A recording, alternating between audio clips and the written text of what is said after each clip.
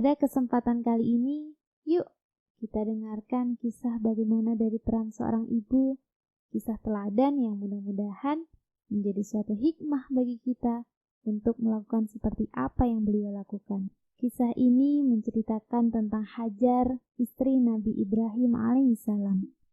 Suatu ketika, Nabi Ibrahim karena perintah Allah SWT membawa istrinya Hajar dan anaknya Ismail ke sebuah padang tandus yang tidak ada kehidupan sama sekali, yang saat ini bernama kota Mekah.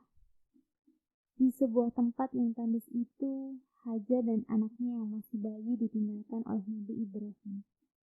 Hajar pun mencoba menahannya. "Kemana engkau hendak pergi? Apakah engkau akan meninggalkan kami tanpa bekal untuk mencukupi kehidupan kami?" Nabi Ibrahim tidak menjawab dan tetap beranjak pergi. Hajar pun bertanya lagi, "Apakah Allah yang memerintahkan kamu melakukan hal ini?" Nabi Ibrahim pun menjawab, "Ya, Allah lah yang memerintahkanku." Hajar pun kembali berkata, "Kalau begitu, Allah tidak akan meninggalkan kami." Mendengar jawaban Hajar, Nabi Ibrahim pun segera pergi meninggalkan tempat itu.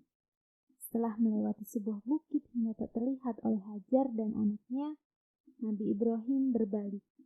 Ia memandang Baitullah sembari berdoa dan meminta kepada Allah agar segala kebutuhan istrinya senantiasa tercukupi. Di padang pasir yang tandus bernama Makkah itu, Hajar kebingungan mencari sumber air untuk Ismail yang sedang menangis karena kehausan. Maka berlarilah ke sana kemari tanpa tujuan. Berkali-kali ia pulang pergi antara Bukit Sofa dan Marwah, tetapi tidak didapati setetes air pun. Tiba-tiba Hajar mendengar suara yang memerintahkan agar meletakkan Ismail di sebuah tempat. Maka diletakkanlah Ismail di tempat sesuai perintah yang ia dengar. Dengan izin Allah SWT, kaki bayi Ismail yang menghentak-hentak itu ketika muncul mata air dari dalam pasir dengan derasnya. Lalu Hajar pun segera meminum sepuasnya dari sumber mata air itu, dan Ismail pun berhenti menangis. Tak lama kemudian mata air itu makin melimpah. Jibril pun berkata pada air itu, "Zam-zam," yang berarti berkumpullah.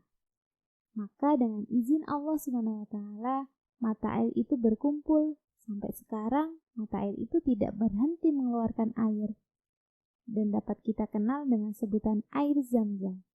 Setelah sekian lamanya Nabi Ibrahim datang ke Mekah untuk menjenguk istri dan anaknya. Hajar lalu menceritakan semua yang dialami kepada suaminya. Mendengar itu, Nabi Ibrahim memuji kebesaran Allah Ta'ala yang telah mengabulkan doanya dahulu agar tercukupi kebutuhan istri dan anaknya. Demikianlah kisah Hajar istri Ibrahim dan Ismail anaknya dalam menemukan sumber mata air Zam-zam. Maha besar Allah atas segala kebesaran dan kuasanya. Wallahu a'lam bishawab.